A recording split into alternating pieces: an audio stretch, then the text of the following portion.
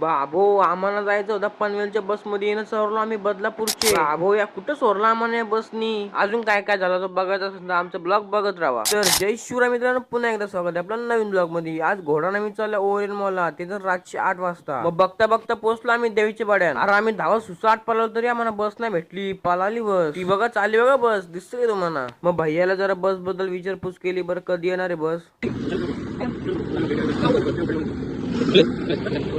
आली आली बस आली. अरे नाही, इथं प्रायव्हेट बस आहे. बाबो 8:30 वाजलं तरी बस यायचं नाव नाही घेत. 2000 years later.